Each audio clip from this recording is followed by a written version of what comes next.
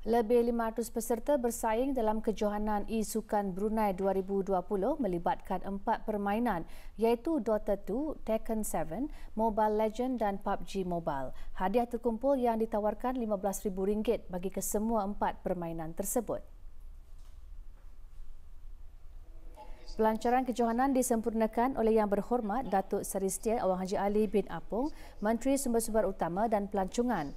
Yang Berhormat Datuk Seri Setia Awang Abdul Muttalib bin Pihak Orangkaya Seri Setia Datuk Paduka Haji Muhammad Yusof, Menteri Pengangkutan dan Infokomunikasi. Yang Berhormat Major Jeneral Bersara Datuk Paduka Seri Haji Aminuddin Ehsan bin Pihak Orangkaya Saiful Muluk, Datuk Seri Paduka Haji Abidin, Menteri Kebudayaan Belia dan Sukan serta Syekh Haji Abbas Syekh Muhammad, Pengerusi Infokom Federation Brunei IFB.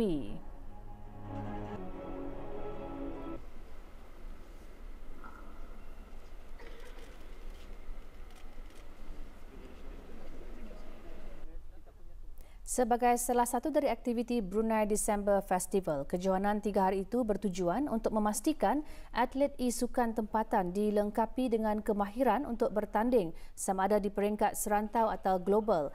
Melalui kejohanan seumpamanya diharap dapat mendorong lebih banyak belia bersaing dalam permainan tersebut dan bertanding dalam arena antarabangsa.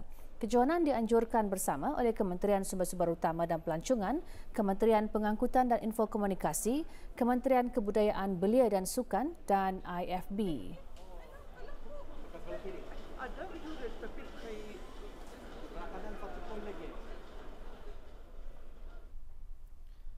Pelbagai aktiviti menarik dan jualan diadakan semasa Beach Carnival yang diadakan selama 3 hari di Pantai Seri Kenangan, daerah Tutong. Acara diadakan buat kunjungan ramai sehingga Ahad ini sebagai menyokong Brunei December Festival 2020. Pelancarannya disempurnakan oleh Yang Berhormat Awang Haji Abdul Wahab bin Apong, Ahli Majlis Mesyuarat Negara. Beach Carnival iaitu karnival pantai dikendalikan oleh Transformer Event dengan sokongan Kementerian Sumber-Sumber Utama dan Pelancongan, antara lain bertujuan bagi mempromosikan Pantai Seri Kenangan dan daerah Tutong sebagai salah satu tempat peranginan dan pelancongan yang berpotensi sebagai destinasi tarikan buat kunjungan orang ramai di negara ini.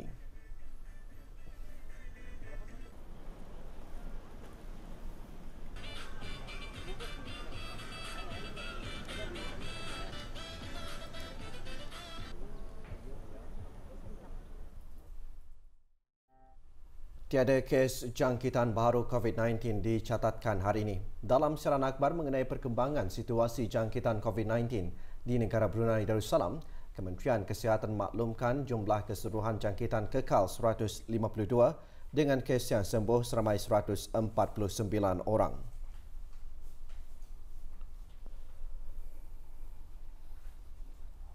Kes terakhir jangkitan tempatan COVID-19 dilaporkan pada 6 Mei lalu, iaitu 233 hari yang lalu, manakala jumlah kes import sejak kes jangkitan terakhir tempatan dilaporkan sebanyak 11 kes.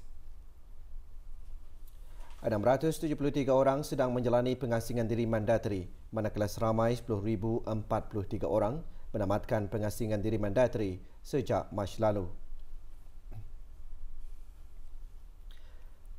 Sementara itu, 194 sampel ujian virus SARS-CoV-2 dilaksanakan menjadikan jumlah keseluruhan ujian makmal yang dijalankan sejak Januari 2020 sebanyak 82,233 ujian. Maklumat lanjut dan perkembangan terkini layari laman sesawang Kementerian Kesihatan dan talian Kesihatan 148.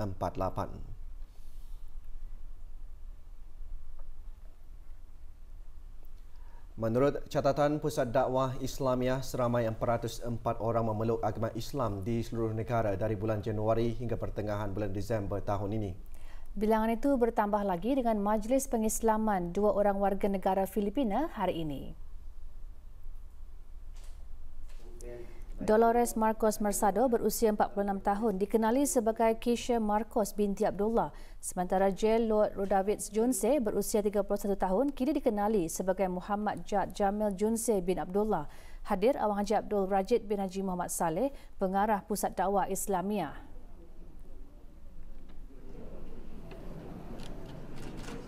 I will convert her in Brunei Islam because my family also have support about that. And no other people to force me, and my family also so happy about convert Islam. I want convert the Islam because the sambayang very disciplined. That's why I want the sambayang. My family also support me, mga anak. Agama Islam tidak pernah membezakan antara kaya dengan miskin dan tidak pernah menyisihkan umatnya yang dilahirkan sempurna atau yang dilahirkan dengan kelainan upaya. Laporan tersebut antara yang dimuatkan selepas ini.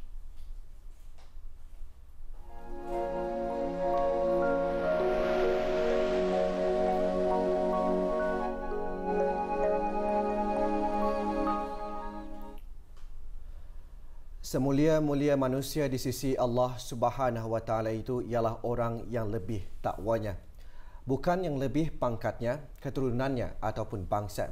Ini kerana sehebat manapun seseorang itu, sama ada dari segi pangkat, keturunan ataupun dari segi paras rupanya, namun ia bukanlah menjadi penilai utama di sisi Allah Subhanahu Wa Taala, melainkan hati yang ikhlas dan ketakwaan kehadrat Allah Subhanahu Wa Taala. Islam adalah agama rahmat yang merentasi batas keturunan, warna kulit, bangsa maupun kedudukan. Khutbah Jumaat hari ini yang bertajuk Menyantuni Orang Kelainan Upaya membuktikan bahawa agama Islam tidak pernah membezakan antara kaya dengan miskin dan tidak pernah menyisihkan umatnya yang dilahirkan sempurna atau yang dilahirkan dengan kelainan upaya. Golongan orang kelainan upaya adalah sebahagian daripada masyarakat kita. Sebagaimana mereka merupakan ujian dan rahmat Allah Subhanahu Wa Taala kepada kedua orang tua, penjaga dan keluarga mereka, maka mereka juga adalah ujian dan rahmat Allah Subhanahu Wa Taala kepada kita.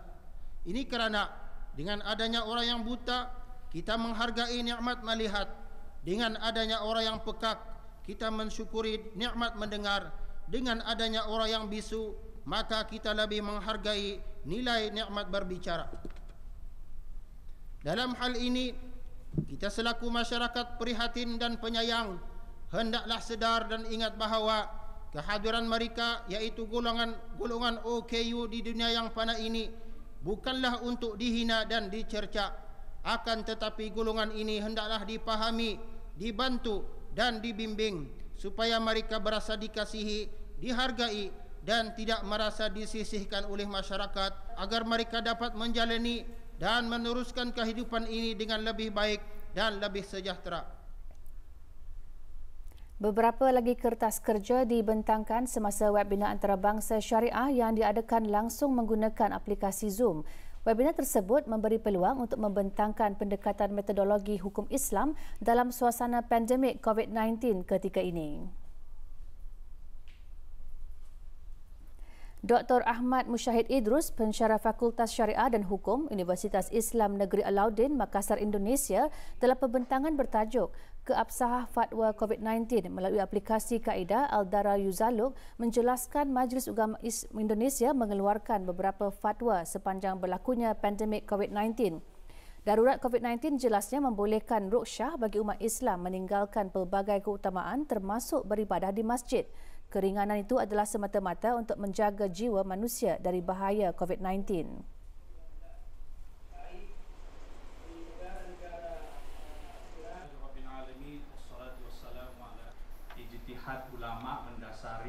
Sementara itu, Dr. Rauf Amin, pendolong kanan Profesor Fakulti Syariah Kupu SB dengan pembentangan bertajuk Ijtihad Ulama Mendasari Norma Baharu Mematuhi Syariat Islam, menjelaskan norma baharu adalah tema yang cukup popular digunakan oleh masyarakat dunia dalam menghadapi serangan COVID-19. Katanya, para ulama dunia turut memain peranan dalam memberi pelbagai respon, terutamanya dalam mengeluarkan fatwa-fatwa keagamaan yang mana terkadang melahirkan respon yang berbeza dari umat Islam. Kalau kita meyakini bahawa COVID-19 itu adalah suatu... Manakala pembentangan kertas kerja kesahan amalan norma baharu antara memahami nas dan maqasid syariah oleh Yang Berbahagia Haji Muhammad Lutfi bin Solihan, Pengarah Pusat Islam Universiti Tun Hussein On, menjelaskan norma baharu merupakan istilah baharu yang digunakan bagi menunjukkan suatu amalan, budaya dan tingkah laku yang baharu di luar kebiasaan. Ia memastikan manusia dapat mengadaptasi kehidupan dengan lebih mudah seiring dengan situasi atau keadaan yang darurat.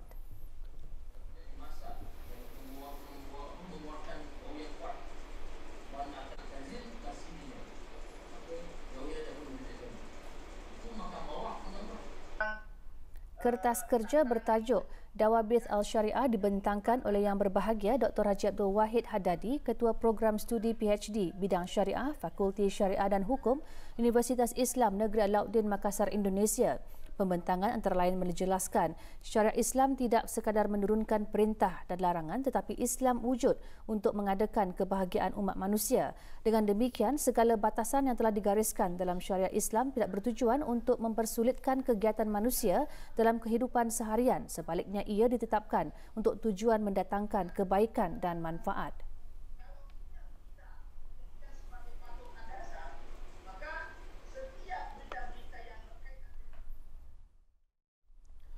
Beberapa buah tempat strategik di daerah Tutong menjadi tumpuan lawatan rombongan daripada Persatuan Pandu Puteri Brunei Darussalam. Rombongan mengadakan lawatan ke ladang madu Tasbi Mali Poniculture Farm di Kampung Sungai Kelugus, Tutong, Kelmarin. Rombongan seramai 20 ahli diketuai oleh Dayang Hajah Siti Hafsah binti Haji Abdul Halim, Ketua Pesuruhjaya Persatuan Pandu Puteri Brunei Darussalam. Rombongan turut disertai naib-naib yang dipertua sepanjang hayat Persatuan Pandu Puteri Brunei Darussalam. Lawatan antara lain bertujuan sebagai salah satu kegiatan bermanfaat dengan mengadakan lawatan sambil belajar ke tempat-tempat menarik di daerah Tutong selain memberi pengalaman dan kemahiran baharu kepada ahli-ahli persatuan. Juga dikunjungi Kompleks Pasar Neka dan Tamu Tutong dan juga perusahaan produk keropok udang yang dihasilkan oleh MPK Penabai dan Kuala Tutong.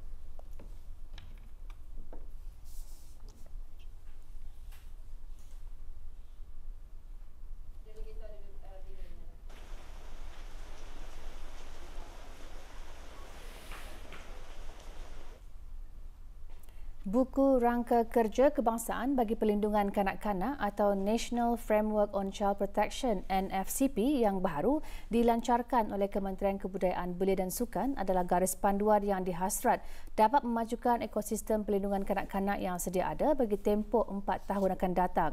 Penerbitan buku tersebut adalah bagi menyokong Wawasan Brunei 2035 serta Pelan Tindakan Kebajikan Kanak-kanak serta Konvensyen PBB mengenai hak asasi kanak-kanak.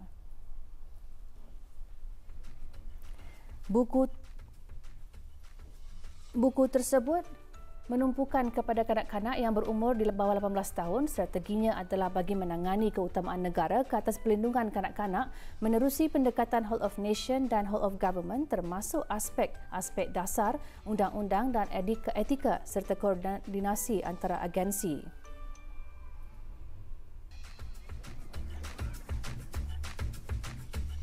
Buku Rangka Kerja tersebut juga mengongsikan terdapat 70.4% golongan muda yang berusia 14 tahun dan penduduk muda dari 459,500 orang di negara ini tahun lalu.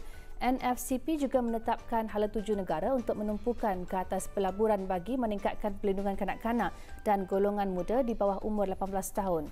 Selain itu, buku tersebut mengongsikan antara strateginya bagi menubuhkan satu pusat pangkalan data dalam meningkatkan kapasiti dan keupayaannya dalam menjadi barisan hadapan perlindungan kanak-kanak. Kementerian Kebudayaan Belia dan Sukan bersama-sama dengan rakan-rakan strategik ini akan terus membela kebajikan dan perkembangan kanak-kanak dan pada masa yang sama memastikan setiap kanak-kanak hidup dalam persekitaran yang sihat agar mereka dapat mencapai potensi sepenuhnya dan tiada kanak-kanak yang akan ketinggalan.